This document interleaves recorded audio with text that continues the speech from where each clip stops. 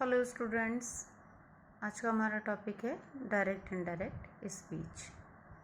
Direct indirect speech को समझने से पहले एक बात जान लेते हैं कि किसी बात को कहने के दो तरीके होते हैं। पहला है डायरेक्ट नरेशन। डायरेक्ट नरेशन में किसी की कही हुई बात को जो का त्यों ही कह देते हैं। दूसरा है इनडायरेक्ट नरेशन। इनडायरेक्ट नरेशन में किसी की कही हुई बात को जो का त्यों ना कहकर अपने शब्दों में कहते हैं, या यूँ कह लीजिए कि उसमें कुछ आवश्यक परिवर्तन कर देते हैं। तो आइए यहाँ पर हम डायरेक्ट स्पीच का स्ट्रक्चर देख लेते हैं।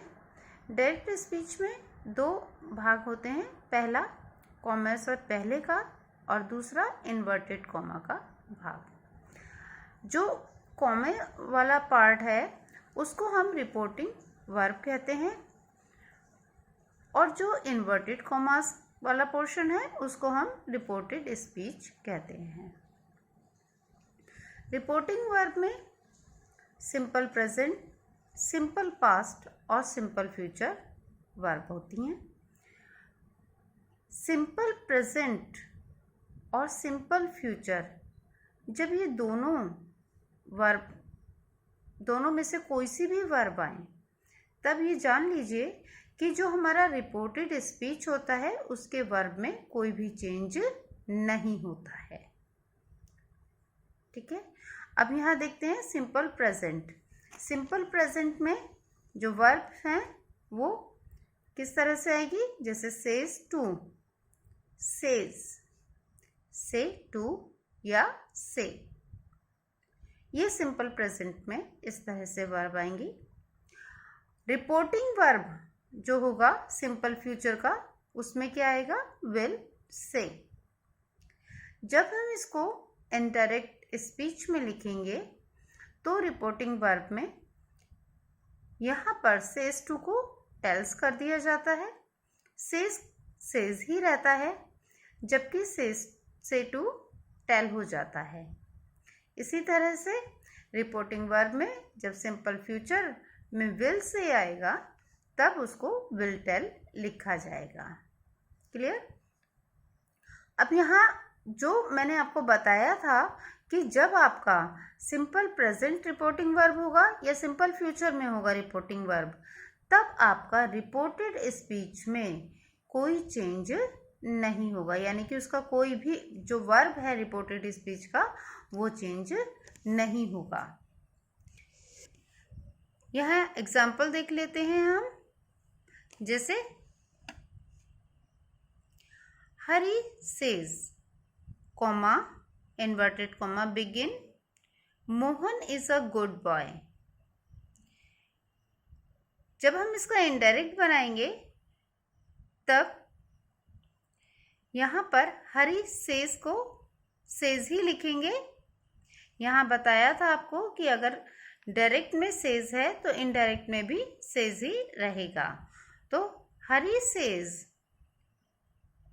इन्वर्टेड कॉमा हटा दिया गया और उसकी जगह दैट को लगाया गया इन दोनों को जोड़ने के लिए। Mohan is a good boy, इसको इनडायरेक्ट में हमें चेंज नहीं करना है क्योंकि जो हमारी रिपोर्टिंग वर्ब है वो प्रेजेंट में है, सिंपल प्रेजेंट में है, इसीलिए हमारी रिपोर्टेड स्पीच चेंज नहीं हुई। तो हमने लिखा Mohan is a good boy. होता क्या है कि जब हम इनडायरेक्ट स्पीच बनाते हैं तो इन्वर्टेड कॉमा में जब हम इसको जोड़ते हैं, इन्वर्टेड कॉमा वाला पोर्शन इनडायरेक्ट में दैट से, तो ये वाला जो लेटर होता है हमारा इन्वर्टेड कॉमा में वो कैपिटल होता है, लेकिन इनडायरेक्ट में ये स्मॉल बन जाता है। लेकिन यहाँ क्योंकि ये नाम है तो ये बड़े से ही यानी कि कैपिटल लेटर से ही लिखा जाएगा। तो Mohan is a good boy और इन्वर्टेड कॉमा हटा दिया गया, फुल स्टॉप ही लगाया। दूसरा एग्जाम्पल देख लेते हैं इसका हम। दूसरा एग्जाम्पल है Priya says to Riya, Neeta is playing cards. अब यहाँ पर देखिए सेज टू आ रहा है तो सेज टू को किस में चेंज करना था? टेल में, ठीक है ना, टेल्स में, सॉरी टेल्स में। तो प्रिया सेज टू किस में बदला? टेल्स में। प्रिया टेल्स रिया, इन्वर्टेड कॉमा को हटाया, दैट लगा दिया। नीता इज प्लेइंग कार्ड्स, यहाँ भी हमने जो इसका वर्ब है रिपोर्टेड स्पीच का वो चेंज नहीं करना है। क्यों? क्योंकि यहाँ पे दोबारा से जो हमारा रिपोर्टिंग वर्ब है वो प्रेजेंट टेंस में है। तो क्या हुआ इनडायरेक्ट में? नीता इज प्लेइंग कार्ड्स, ये वैसा ही लिखा गया। इन्वर्टेड कॉमा को हम हटा देते हैं। एक और देख लेते हैं। She will say to me, Geeta is a good girl. Indirect narration में शी विल, अब यहां पे विल से है, विल से को हमने विल टेल में चेंज करना है। तो विल से किस में चेंज हो गया? विल टेल में। तो लिखा गया है she will tell me, inverted comma हटाया, दैट से जोड़ा, that. Geeta is a good girl, कोई चेंज नहीं होगा क्योंकि यहाँ पर हमारा सिंपल फ्यूचर है। तो सिंपल फ्यूचर जब होता है तब भी रिपोर्टेड स्पीच में कोई चेंज नहीं होता है। तो she will say to me, Geeta is a good girl. Indirect में बना she will tell me that Geeta is a good girl. Next देखते हैं। अब हम यहाँ पर रिपोर्टेड स्पीच की अगर बात करें तो रिपोर्टेड स्पीच यानी कि जो इन्वर्टेड कॉमास के अंदर होता है ना, वो रिपोर्टेड स्पीच वाला पोर्शन कहलाता है। अब रिपोर्टेड स्पीच में यहाँ पर कुछ यूनिवर्सल ट्रुथ्स भी होते हैं। तो यूनिवर्सल ट्रुथ में किस तरह के सेंटेंसेस आएंगे? हैबिचुअल फैक्ट्स के हो सकते हैं, साइंटिफिक फैक्ट हो सकता है और हिस्टोरिकल फैक्ट हो सकता है, ठीक है। अब इसके जो सेंटेंसेस हैं, क्योंकि ये यूनिवर्सल ट्रुथ हैं, ये भी चेंज नहीं होते हैं रिपोर्टेड स्पीच में, ठीक है। एग्जाम्पल हम देख लेते हैं। एग्जाम्पल है हमारा, जैसे यहाँ देखिए, the teacher said, comma inverted comma begin, the earth is round. The teacher said, inverted comma हटाया, दैट से जोड़ा। जो सेंटेंस है हमारा रिपोर्टेड स्पीच का वो है द अर्थ इज राउंड, ये यूनिवर्सल ट्रुथ है। तो इसको कोई चेंज इसमें नहीं होगा और इसको एज इट इज ही लिख दिया जाएगा। अब यहाँ पर जो द है वो हमने इनडायरेक्ट में इसका जो फर्स्ट लेटर है वो छोटा करके लिखा, टी को छोटा बनाया हमने। The earth is round, inverted comma हटा दिया। अगला सेंटेंस देख लीजिए। माई grandfather said, comma inverted comma begin, God is one, full stop, inverted comma close.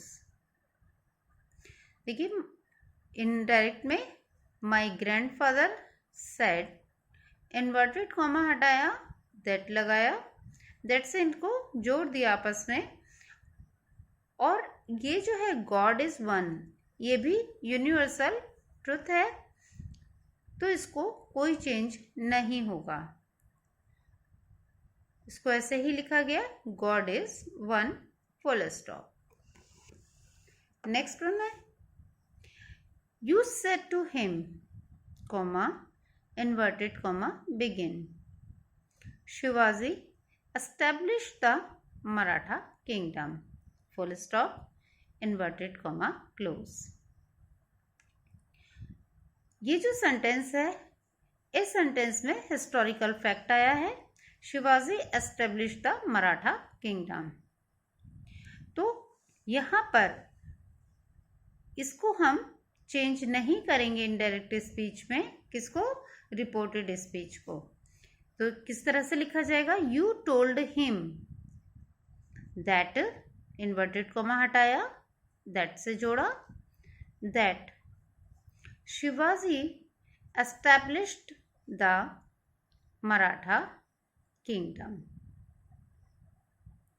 तो यहाँ पर इस तरह से हमारा जो डायरेक्ट इनडायरेक्ट स्पीच है उसमें हमने ये बात देखी कि जब हमारा रिपोर्टिंग वर्ब सिंपल प्रेजेंट में या सिंपल फ्यूचर में होगा तब हमारी जो रिपोर्टेड स्पीच है यानी कि जो इन्वर्टेड कॉमास वाला पोर्शन है उसके वर्ब में कोई भी चेंज नहीं होगा और उसको ऐसे ही लिख दिया जाएगा बिना कोई वर्ब चेंज किए हुए। ठीक इसी तरह से जब रिपोर्टेड स्पीच में अगर हमारे सेंटेंस यूनिवर्सल ट्रुथ के हैं, चाहे वो हैबिचुअल फैक्ट का हो, चाहे साइंटिफिक फैक्ट का हो या हिस्टोरिकल फैक्ट का हो, कोई सा भी हो, उस समय भी हमारा रिपोर्टेड स्पीच चेंज नहीं होगा। उम्मीद है आप लोगों को ये समझ में आया होगा। Thank you.